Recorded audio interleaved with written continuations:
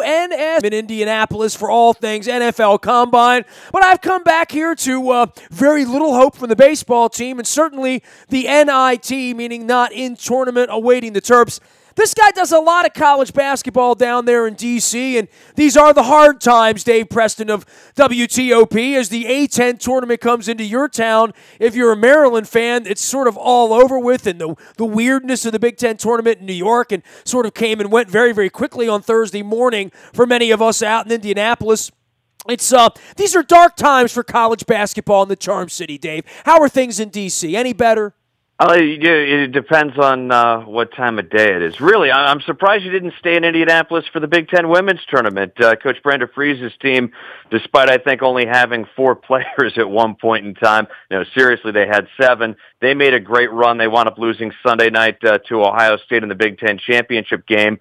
Things could be much better in D.C. as far as college hoops are concerned.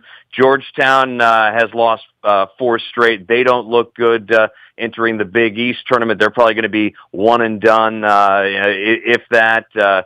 George Washington stumbled down the stretch. They're going to be playing in the opening round of the Atlantic 10 tournament. George Mason has made some strides, but they wound up getting smacked by Richmond to wrap up their regular season. The Spiders and VCU, both with less than stellar seasons. So there's an American got smacked last week. Navy even lost. They're an extended DC team when nobody else is playing well. Navy lost in the first round of Holy Cross in the Patriot League tournament.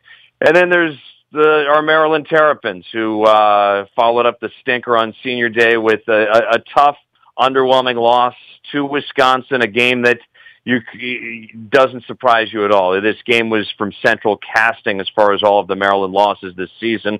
I think 10 of their 13 losses have come by single digits, many of them agonizing. That loss to Michigan, that loss at Indiana earlier in the season. They lost to Purdue in a game that they were up for a big chunk of time in December. Well, the Michigan loss was the worst one on the road. I mean, with the defending the inbound. And look, Michigan had a hell of a weekend up there at the Garden, didn't they? Second year in a row. They look very good. They came into College Park on Senior Day and looked very sharp. The way they ran the floor, the way they spaced things out. John Beilein is he's the best coach that nobody talks about as far as as far as coaches really preparing his team, really developing a program, and really getting the right guys in place. What was really depressing was that it was Senior Day and Maryland came out and lost by 30. And they looked towards, I guess, the games at MSG as a chance for redemption. And once again, down 3 under a minute to play, turnover on the inbounds that I think everybody saw coming a mile away. Coach Mark Turgeon just didn't have the horses this year with Justin Jackson, Yvonne Bender going out to injuries. He really was limited in what he could do on the floor, down the stretch. He even told us that he completely revamped their offense a few times because of all the various and sundry losses. Tchaikovsky was out for stretches of games as well. Unfortunately, this program team just doesn't look like one that can do well in the Big Ten, meaning you look at every other good team in the Big Ten. Every contender in the Big Ten has skilled big guys from the Midwest, whether it's an Ethan Happ, whether it's a Mo Wagner, guys who can shoot, guys who are fundamentally sound. Maryland's bigs are not like that. They're more like the DeMonte Dodds that you can't wait until they're done with their eligibility, or now Bruno Fernando, who's developing, who might be gone after this year. I hope he comes back for a second year. He is Dave Preston. You can follow him at Dav Presto on Twitter, as well as down there in D.C. at WTOP, where they got an interview with Rick Ocasek last week, and I did. You can go listen to that at TOP, as well as all the things that Dave's doing. This is your favorite week or two, right, of the year, trying to figure out the brackets, who's in, who's out. Certainly from the Big Ten perspective, the notion that Nebraska and Penn State, Nebraska may be off the bubble. People think Penn State may be going in. A lot of things could happen here this weekend with conference tournaments as well as RPIs, and who's going to play long into the weekends as opposed to those who, like Maryland, are just going to say bye-bye real early. Nestor, 3 reasons why I love the month of March. 1, McDonald's breaks out those Shamrock Shakes, minty green goodness. 2, my Girl Scout cookies comes in. I get my tag-alongs, I get my Samoas, I throw my Thin Mints in as a mixture. Do-si-dos I give to the neighbors. No. Do-si-dos you give to me. Okay, I'm a do-si-do guy. Do-si-dos I've always compared to the Georgetown teams of the 1980s because it's a very physical cookie. It's very strong underneath, but if you get into foul trouble, you're hosed. Well, you got to dip that in some coffee or some milk is where you do a do-si-do. We'll do so. They did that many times on Bank Street back in the 70s, yes. Exactly. Big Ten, I think Nebraska played their way out of the bracket. And I think Penn State has played their way in, even though they've got 3 big wins, all came against Ohio State. Whatever it was, some teams just match up well against others, and that was the case. I think Penn State played their way in, much to the dismay of Maryland, because I think year in, year out, Maryland should be better than Penn State. The last 2 years, the Terrapins have lost in Happy Valley. You got to credit the job that they've done up there to be competitive, and Penn State should be one of the last 4 in. I think you're spot on about Nebraska not being in. It's cute those little antics those guys at the end of the bench did. I think it's going to come back to haunt them, maybe just like those guys at the end of the Monmouth bench. What's going to be interesting is how well the Big Ten schools do after the week off, because this is the first time they've had this layoff. They did this so they could play at Madison Square Garden instead of just waiting another week and maybe going into the Prudential Center in Newark. I get why you want to play at MSG, but heaven forbid these teams come out next weekend all sluggish and having not really played any meaningful basketball for almost 2 weeks. And some of these schools, like Ohio State, will have played 1 game in 3 weeks. So, buyer beware with any of the Big Ten teams as you look towards picking your brackets next week. Man, you got a Monmouth bench celebration backup. That's a nice little move you threw in there on me, Dave. Hey, you know what? And I thought, and the thing, and we had this debate, a bunch of us, Chick Hernandez at NBC Washington, and Dave Ginsburg of the Associated Press. I know them both well. I've been mixed in those conversations over the years. Yes. And while I like the celebration, I like the guys at the end of the bench getting excited. The whole choreography takes it a little too much. There's that fine line. What did was it St. Hubbins or Tufnell say? Fine line between clever and stupid. It's cute, but then when you're pantomiming the Olympic bobsled team, it's during after made baskets, it's just really, what are you doing? You should have more dignity. But then again, I sound like the guy get off my lawn. I'm a get off my lawn kind of guy about a lot of things, as is Dave Preston. Tav Presto out on Twitter and at WTOP. Last thing on the Terps, sort of the requiem for them. The NIT will probably call later in the week, and they'll go play their own Monmouth or whoever they're going to play, and we will barely notice. But some thoughts for selling hope around here. I mean, you mentioned the bigs, and you mentioned how the Big Ten is built and fundamentally different than the ACC. Now we have the Diamond Stone nonsense going on with the FBI for the one kid that they did pluck from the middle of Big Ten country out there in Wisconsin to bring him in for whatever 12 weeks he walked around campus and dribbled and shot before he went. I don't know what the hope would be, but I would say Herter and Cowan are players. I don't know where they are with Jackson.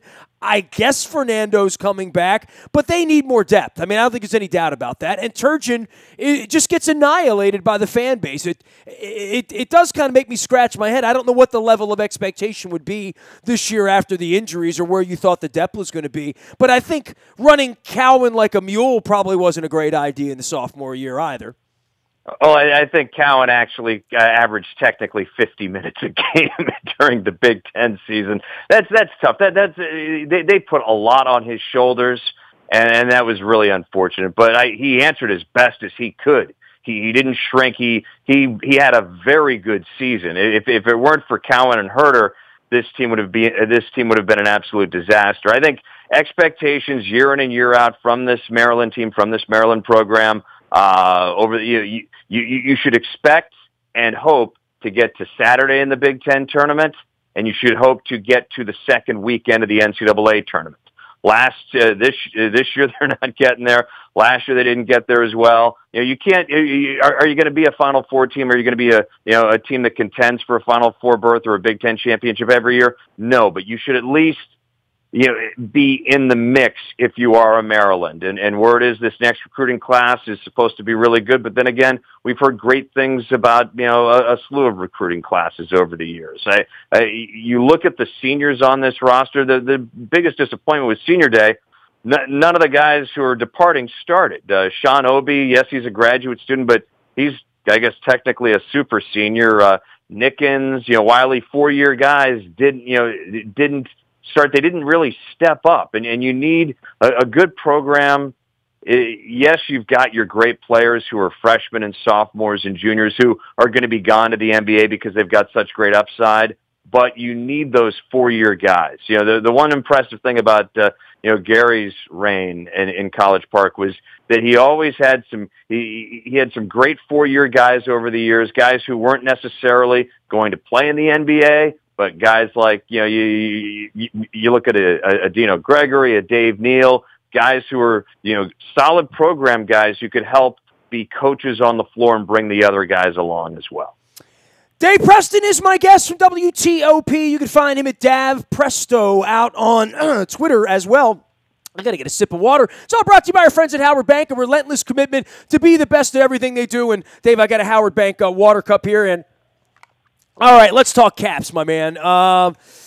Annapolis, Saturday night, cold, windy, outdoor, a lot of empty seats. I'm done with the novelty of all of it, dude. I love hockey more than most people love hockey, quite frankly. I've loved hockey longer and better than anyone in Baltimore. You can look that up. I had zero interest in getting in my car and paying $30 to park and sitting out in the cold and the wind and being able to watch a hockey game you can't see. I'm done with the novelty. I mean, literally, I thought it was a good idea for something to do once in my life. I just don't need to do it again. Not a huge fan of the outdoor games. I understand that it was exciting for everybody to be able to go play at the Naval Academy. They did that. I guess they did like an aircraft carrier thing around the rink, the flyovers. It's great. I think the NHL, the outdoor classic is great, but the stadium series, it's almost overkill with multiple games here and there per year. You don't need to go outdoors more than once a year. What's nice for the players is that it breaks up the monotony. A lot of the players talked about that over the last week. Get a chance to go outdoors and play because otherwise it's just two teams that get to play outdoors once a season. I had friends who went to the game. Some of them had a great time. Some of them had an okay time because they couldn't see the game and they left thankfully right when the power went out. What's most important is that the Caps, Braden Holtby got off the schneid. He had lost 6 straight starts. His goals against average for February was very non-Braden Holtby, and it was getting to be a story because you have 1 or 2 bad games, it's a situation. You have 3 or 4 bad games, it becomes a trend. And he had 6 games in a row where he was either lifted or he gave up a couple of key goals that you had to wonder, is he going to be in the right mindset for the playoffs? Granted, it's all with we don't live in a vacuum. The blue line and the blue liners in front of them were not playing especially well. They made a couple of trades, so now that they've got a revamped defensive pairings, maybe things will be a little bit better. But best takeaway from Saturday night was the fact that Braden Holtby won a darn game. Well, I would say this. They were 20 games over 500 at one point in a year where this was not expected from them. Yeah. I think it's obvious they're not as good as they've been the last couple of years as a regular season team, and certainly the kind of seasoning of losing the Justin Williams types and the kinds of players that they've lost the last couple of years, good players that other teams would build around, and the Caps at one point built around, especially with the defense side of things, and losing Green. But, I'll say this. I have no level of expectation for them in the playoffs, but I think they're dangerous, and I don't believe they're going to win the Stanley Cup, but I believe they can win the Stanley Cup. So my level of expectation has been ratcheted down, and maybe that's sort of the reverse Schleprock thing. I don't know, right? Like where you go in thinking, well, I just hope they win the first round. I just hope they can make it through the second round and make this thing exciting, which they haven't been able to do for quite some period of time now, going on 2 decades. They were good enough to be 20 over this last month where you fall a little behind and, a little upside down. Now they're going to go out to the West Coast and play in the middle of the night all week. I'm not all weirded out by it because I don't think it really, other than health, and we're, the mindset of the team, and I'm with you, with Hopi, it starts to sink in if you're really slumping April 10th. But it's not April 10th. It's March 1st. You know what I mean? Like, this is a long season. It's like if your pitching goes a little bad in July, I don't worry about that till October. I really do feel like this is all about ramping up over the next 6 weeks to be ready when the games really count because they've played well enough now that they're not going to have to dash to the finish line to be the 7 or 8 seed, which I think, for anyone that watched the tearing apart of this in the offseason, we all thought, they're going to have to scuffle all year to be a playoff team. I mean, look what happened to the Blackhawks, how quickly that thing went under, right? The Rangers, same thing. Oh, yeah. And I think it's a great job done by Coach Barry Trotz this season because if you, again, this team is, it's like the duck that you look above the water and everything looks calm and smooth sailing, but underneath they've been kind of scurry. There's been a lot of work to get this team to the point where they are, leading the division in a very competitive division, mind you, in a division where there will probably be 5 teams that make the playoffs because both wild cards likely going to 2 clubs from the Metro. Pittsburgh's always going to be dangerous. Philadelphia has been playing very well as of late. So I think the level of expectations aren't what they were in years past, but I think there's that core Caps crew that they just want to get to. They don't expect a Stanley Cup this year. They don't expect to play for a Stanley Cup this year, but they would love to play for the right to play for a Stanley Cup, something that hasn't happened since the late 90s. He is Dave Preston. You can find him at WTOP.com and anywhere the basketball will be dribbling this week for Bracketology. He's also out on Twitter. You love resharing those celebrations on your Twitter feed at Dav Presto, don't you, Dave? There's a lot of madness going on. It's March, right? Yes, it is. And how about Radford? One of our Mike Ashley, a guy who's worked for the Terrapin Times and other Maryland. Listen, I invited Ashley on Monday morning after the Sunday night. He's like, dude, I can't go till the afternoon. There's just no way I'm going to be able to make it.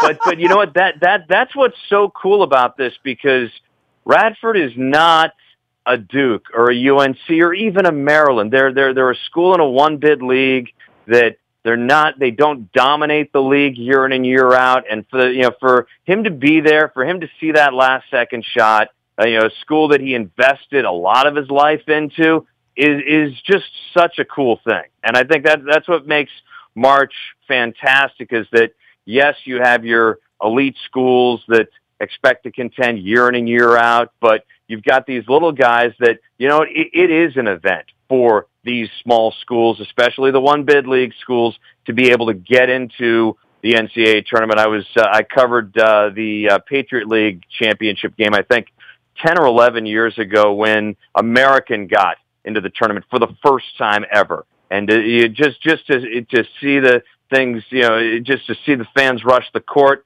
What's great about sports, Nestor, is that it is a community in a way that these fans, whether you're an alum, whether you're a fan, whether you just enjoy watching the games, it makes this month really special. And so I'm looking forward to the Atlantic 10 tournament this week. Rhode Island was the favorite heading into the season. They've played well, except for the last couple of weeks. Beware the Bonnies. Beware the Bonnies. I was going to tell you, right? St. Bonaventure is the hot team. Also, don't sleep on VCU because every year since the Rams have been in the Atlantic 10. They've played for the conference championship on Sunday. They slumped down the stretch this year. New coach, but they still have Justin Tillman. They could very well be a factor. GW, George Mason, not having great years, but they're playing close to home. So they, when you don't have to, drive halfway across the country, things are always a little bit easier. Dave Preston will be watching a lot of basketball. Dude, we didn't even talk any Wizards. We didn't talk any Nats. I didn't give you a chance to beat up on the Orioles at all. Anything you want to say about the Orioles? Well, it's unfortunate to who is it? Didn't Mike Wright? Who was the guy who had a decent outing last week? One of your starters. Hey, was it Nestor? Nestor Cortez. You're damn right. It was Nestor Cortez.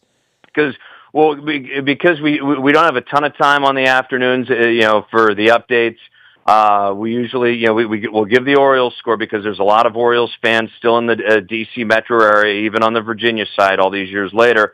We'll always definitely mention the Orioles score, and the way that you guys have been hitting the ball has been impressive. But unfortunately, we have to say, Orioles trail 5-3 in the second. Dylan Bundy got roasted for X. So hopefully the starters will get on the right page. Dude, if Dylan Bundy's getting roasted for X, we really got problems, right? I mean, that's how this team will win 58 games this year if Dylan Bundy stinks and Kevin Gausman can't pitch, because that is... They have to be there every fifth day and be pretty good for this team to think about winning 80 games, literally. And the thing too, Nestor, is that was an issue that it looked like an issue last March, and all we heard was, "Oh, don't worry. Once the regular season begins, Tillman will come back healthy. The start, they'll be everything will be okay." And it never got to be okay. Things never, after spring training, things rarely get much better than what you saw in spring training. If anything, things get worse.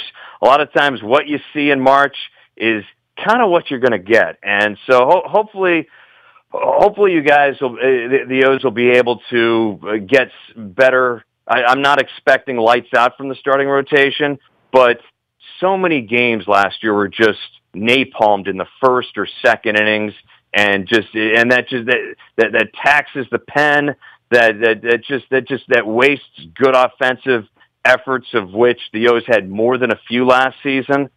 So fingers are crossed every time one of the starters takes it to the mound. Well, the Nationals, I'll pencil them in for 94 wins this year quite easily. So you guys will have your baseball fun. And, Luke and I were sitting in Indianapolis over a cold refreshment, as we've been known to do during the Combine. And we're like, shocker. Where's the All-Star game this year? Oh, that's right. It was supposed to be in Baltimore again, except that the owner can't get along with anyone, so they gave it to D.C. instead, right? Yes. Once again, everybody's really pumped about this. This is part in what could be Bryce Harper's last season in Washington, because this is his contract year in a season where you've got Max Scherzer, who's come back, and everybody says that he looks even better than he did last year when he won his second straight Cy Young.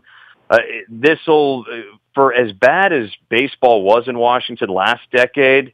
And it was very bad to the point where they were spelling the team's name wrong on some of the uniforms, to the sausage sandwich incident where they were shooting them out of T-shirt guns and spraying pellets of sausage on fans, because it is rocket science, really, when you think about that. It's nice to see the franchise not be embarrassing, and it's nice to see a celebration of baseball in Washington this year. It should be a great week. Looking forward to All-Star Week. Although I love the journey heading into it. That's the one thing that's nice about baseball. 162 games.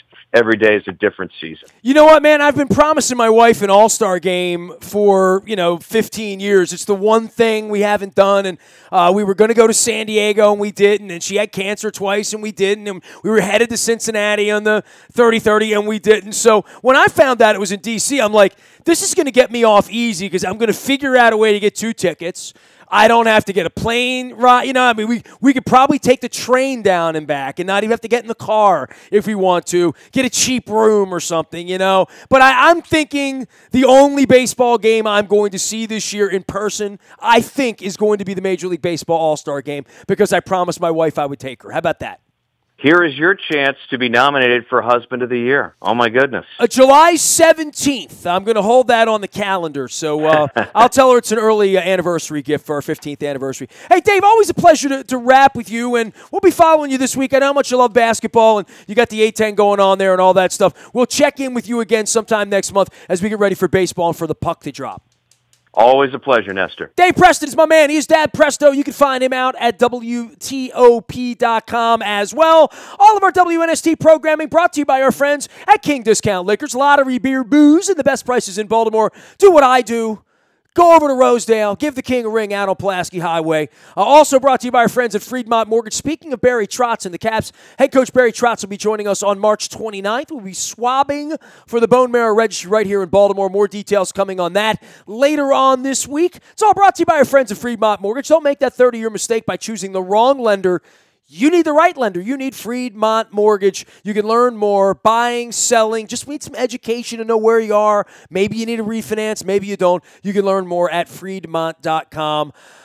Nasty at WNST.net finds me 24 hours a day from anywhere in the world on your mobile device. Just download the TuneIn Radio app. We do come in crystal clear. It's all brought to you by BuyAToyota.com, our longtime partners here, now 2.5 decades long. Awesome. Last but never least, the morning newspaper ships each and every morning at 7 a.m. to your email inbox. It's free of charge. It's all brought to you by Planet Fitness and PlanetFitness.com, where it's still $10 a month to get in the best shape of your life. And our morning newspaper now has the Laurel entries for the racing aficionados there. Racing going on each and every weekend. Cure the Winter Blues down at Laurel this weekend. Also on the front of our WNST.net website as well are the Laurel entries. And I call it Laurel, out of deep love and respect and my friendship with Charlie Ekman back in the day. So we'll get some more Ekman on here during some of our best of weeks. I'm plotting new best of around here, so beware now that I'm branching out. Nasty at WNST.net finds me out on Facebook, Twitter, LinkedIn, Snapchat, Instagram, anywhere the internet is served. We are WNST.net, AM 1570, and WNST Towson, Baltimore. And we never stop talking Baltimore sports.